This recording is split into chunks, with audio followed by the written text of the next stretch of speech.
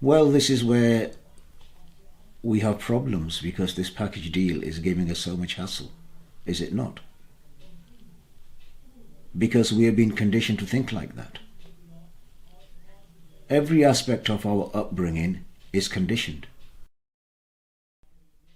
So, could you just start off with introducing us with telling us who you are and how old you are?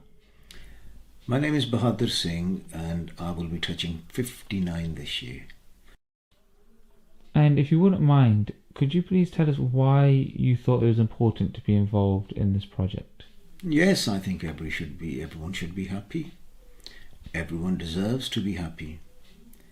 Everybody needs happiness. It's a fundamental human necessity to coexist, to live, to love life. Every moment, every breath, every second is ticking away. And sometimes we have to look at ourselves and how many moments of happiness did we truly enjoy. So this is the reason why I am part of this project. Okay, so before we go into the main topic of this video, could you just give us a bit of a background, a brief summary of your travels, where you were born, where you've lived, and just your upbringing up to this point we're at now? Sure, yes, I was born in India. I spent, I think, around 3 years in India after my birth, and then came into England. I spent the first few years in London, and then we moved into the Midlands. And since then, I received my education in this country. I did my business in this country, and this country has been part and parcel of my whole life. And could you tell us what it was like growing up in this country as a turban-wearing bearded Sikh? It was hard. It was very hard. Due to economic reasons, parents went into the poorest areas, and those areas had their own issues: violence, drugs, discrimination, many issues. The school that I went into, there was only maybe 4 or 5 Asians in a school of maybe 800, after which I was the only one with a turban. So needless to say, it was very tough. So you've had your fair share of different experiences throughout life, reaching to the point you are now.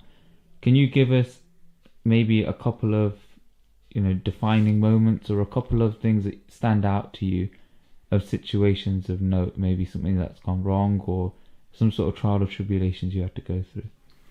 Yes, it was just a consistent harassment. You couldn't walk down the street.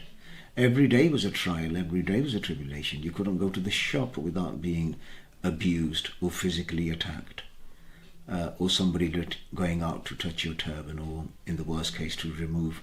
So it wasn't one day, it wasn't one particular instance, it was generally the lifestyle at that time. Now at the stage you're at, are there any messages you would tell your younger self to help you go through any particular things that you struggled to go through in your younger, or situations that were difficult for you? Now, if you had a chance to go back in time and speak to yourself, a younger version of yourself, before you went through those difficult times, what would you tell that younger version of yourself? I think maybe develop more tolerance, maybe to be able to see things in a different way. Because if you look at fire, and the more you feed this fire, the worse the flames become. And again, I feel that when you are young, you're angry, you have much energy. And when you're feeding that energy with more anger, more negativity, then I guess the instability of the mind becomes that much more intense. So I wish I'd understood that when I was young, and looked at what I was feeding into myself, as opposed to just reacting to the situation at that time. And there's going to be a lot of young viewers looking at this, a lot of people of different backgrounds, different cultures, different religions, even those of no religion. What keys would you say for a successful, happy life, or to get that happiness, that peace, that contentment that you discussed at the start of this video? What would you say, in your opinion, the keys to having that are? I think human beings find it difficult to operate with an understanding that ultimately we have nothing in our control. And when we exert control, that is where the source of all our frustrations lie. Whether it's within our family, within our friends, within our social structure.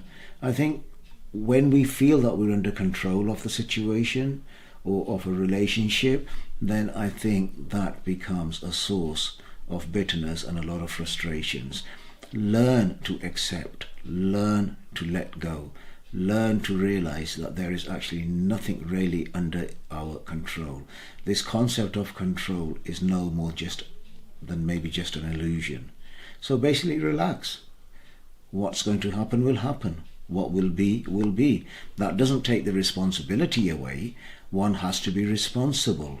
But when that responsibility is executed with an understanding that this must be the result of this responsibility, then that is where our frustrations lie.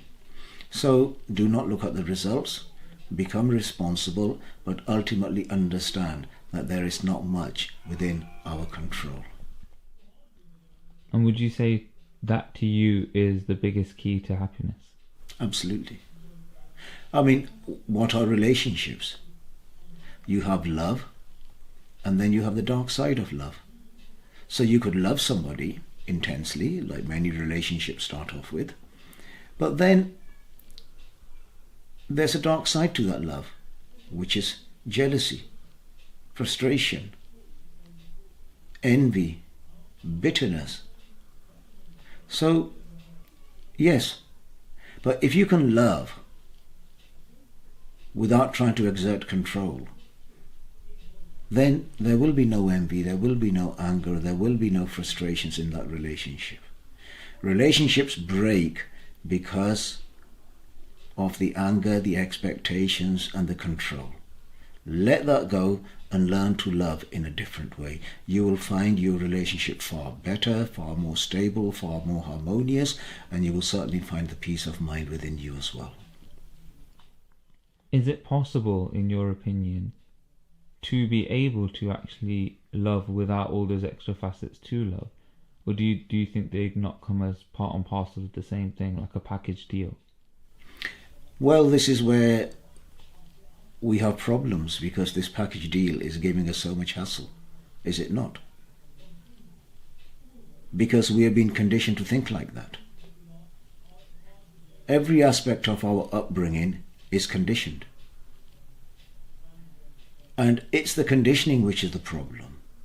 Uncondition yourself. Free yourself.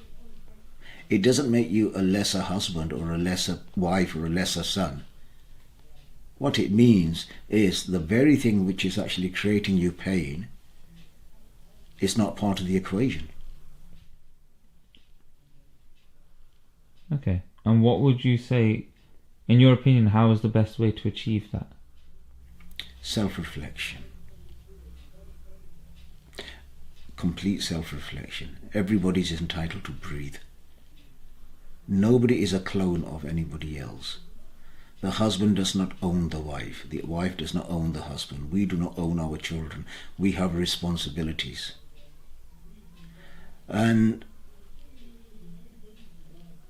when you start freeing your mind from the bondages of control and expectations, today I love you, tomorrow I hate you. Today you are mine, tomorrow I don't want to know who you are. This is fluctuating love. This is going from the dark side to the light side, from the dark side to the light side. This is a sort of love that keeps us in bondage. This is a type of love which keeps us in perpetual disharmony of the mind. You can become a beautiful human being just by learning to love, by detaching yourself from the negative side. Okay. Is there any final comments you'd like to give before this video finishes? Life is priceless. Every breath is priceless. You can be a multi-millionaire, a multi-billionaire, but at the last moment, your money will not be able to buy you one single breath. Not one. So ask one question. Something which is so rare. Why are we just flittering it away in discord, anger, frustration? Why? Become like a flower that gives fragrance to all.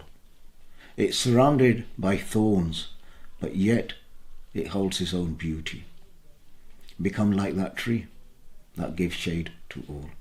Be rooted in your own self-confidence. Be rooted in your own values. Be rooted to love which is not polluted by conditioning. Thank you very much. My pleasure.